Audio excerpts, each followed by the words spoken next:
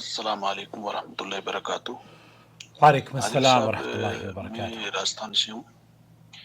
मेरा एक सवाल है, ये हमारे जो इलाके हैं राजस्थान में ज़्यादातर जो 400 500 600 वर्ष से जो इस्लाम में आए दाखिल हुए हमारे दादा परदादा, तो ये हमारी रीति रिवाज ऐसे बन गए हैं कि जैसे बेटी का हक वो कुरान के तरीके से ना दे के और दूसरे जरिए से देते हैं। जैसे बच्चे की शादी पे ले आए, तोहफा ले आए, केस ले आए, गहना ले आए, जो हिंदुओं का रीति रिवाज था उस तरीके से देना लेना। तो क्या करे, अब ना एक आदमी करे भी तो क्या करे, कोशिश कर सकता है। तो आप उसमें रहनुमाई फरमाए, क्या हो, क्या करे क्या नहीं करे उसमें।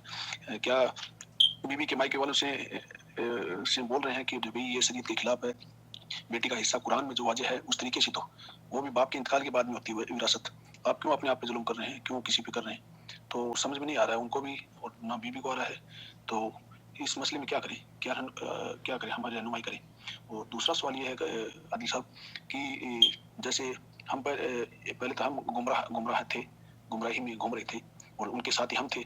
अबू अम्मी जैसे हमारे कर रहे थे जो हिंदू तरीकों से, ऐसे जैसे हमने भी अपनी बहनों को इसी तरीके से दिया कि चलो भाई बेटियों का हिस्सा होता है, बेटियों का हिस्सा होता है। तो ये दरअसल बहुत हमारे समाज की वो बुराई है दोस्तों, भाइयों और बहनों। ये जुल्म आम होता जा रहा है, बच्चियों के हुकूक तलफी ये तो हमारे समाज का एक हिस्सा बन गया है। जो कुरान करीम के वाज़े हुक्म की खुली नाफरमानी है। बेटियों को उनके बाप की जागीर से, उनके हक़ विरासत से महरूम किया जा रहा है। और अफसोस तब होता है कि जब ख़ानदान के ख़ानदान या बड़े ज़िम्मेदार या उलमा और मशाइख जो कि दावत व तबलीग का काम करते हैं वो भी इस बुराई में मुलव्वस नज़र आते हैं। बेटियों को उनके बाप की जागीर से, उनके हक़ विरासत से महरूम किया जा रहा है। और अफसोस की बात यह भी है कि न सिर्फ ख़ानदान वाले जालिम बने बैठे हैं बल्कि बेटियां भी, अफसोस का मुकाम यह है कि बेटियां भी शर्म या रिवायात की जंजीरों में जकड़कर अपना हक मांगने से वो भी डरती हैं। जैसे भाई कह रहे हैं कि बीवियों के, अब वो बीवियां हैं किसी की, लेकिन शौहर उनको ये नहीं कह सकते कि आप अपने हक का मुतालबा करें। शादी ब्याह में जो चंद रुपए खर्च किए जाते हैं उसे उनका हिस्सा करार दे दिया जाता है। हालांकि यही खर्च बेटों पर भी होता है, मगर बेटों का हिस्सा फिर भी विरासत में वैसा के वैसा ही रहता है। ये दोहरा मायार हमारे समाज का कब तक रहेगा? ये जुल्म कब बंद होगा? क्या हम कुरान के हुक्म को छोड़कर अपनी रस्मों को बड़ा और उन्हें ज्यादा मुकाम देना पसंद करते हैं? दोस्तों, भाइयों और बहनों, अल्लाह रब्बुल आलमीन ने वरासत के मामले में तलाउब यानी चालाकी, हक तलफी और ताखीर करने वालों के बारे में सख्त वईद फरमाई है।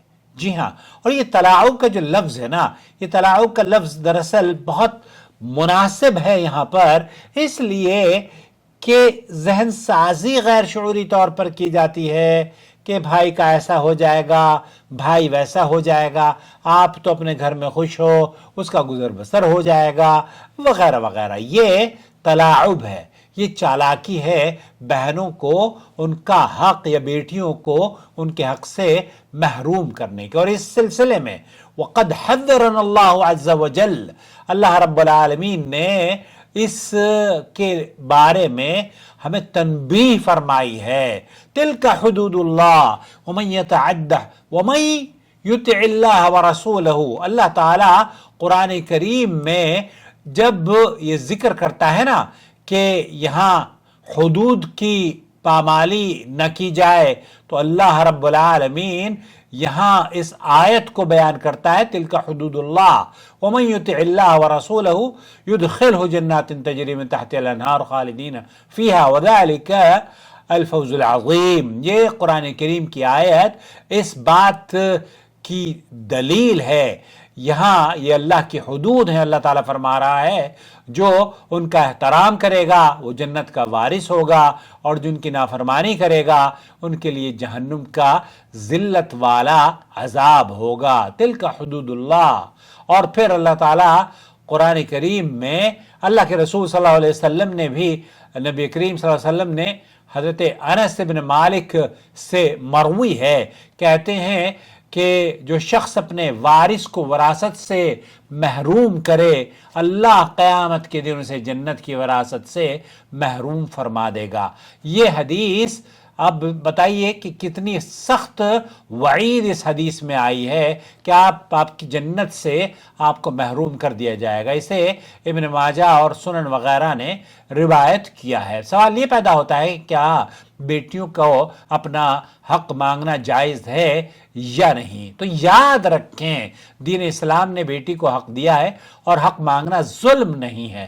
حق مانگنا ظلم نہیں، حق کو نہ مطالبہ کرنا یہ دراصل ناانصافی ہو سکتی ہے، لیکن شریعت کا تقاضا ہے کہ بیٹی کا وراثت مانگنا کوئی طمع یا لالچ نہیں ہے، بلکہ اللہ کا عطا کردہ فرض اور حق ہے۔ صحابہ کرام کے دور میں بھی بیٹیوں نے آ کر اپنا حق وراثت مانگا، اور نبی اکرم صلی اللہ علیہ وسلم نے انہیں حق دلایا۔ پس آج کی بیٹیاں بھی اگر اپنے حقوق کے لیے آواز بلند کریں تو یہ عین شریعت کے مطابق ہے، اور اس میں کسی کو شرم یا جھجک نہیں ہونی چاہیے۔ معاشرے کے ان ظالم دستوروں کو بدلنے کی ضرورت ہے۔ دوستو، بھائی اور بہنوں، جو لوگ بیٹیوں کو حق سے نہ محروم یا انہیں محروم کرتے ہیں، وہ نہ صرف ظلم کرتے ہیں بلکہ اللہ اور اس کے رسول کی نافرمانی کرتے ہیں، جس کا انجام قرآن نے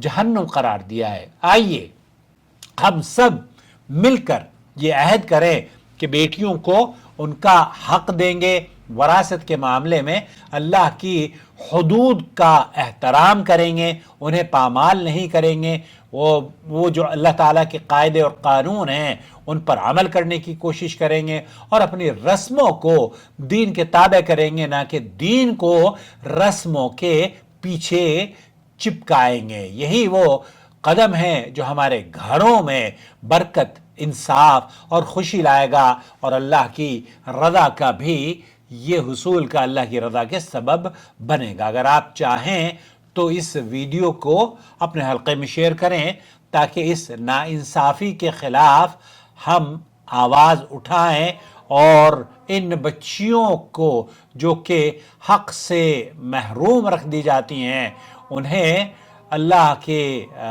اس معاشرے کے اس ظالم دستور کو ہم دونوں کو، ہمیں اور آپ کو، یعنی کہ صرف یہ علماء اور مشائخ کا کام ہی نہیں ہے بلکہ سماج کا کام ہے کہ جو لوگ بیٹیوں کو حق سے محروم کرتے ہیں، دراصل وہ صرف ظلم نہیں کرتے بلکہ اللہ اور اس کے رسول صلی اللہ علیہ وسلم کی نافرمانی کرتے ہیں، جس کا انجام یقیناً جہنم ہے۔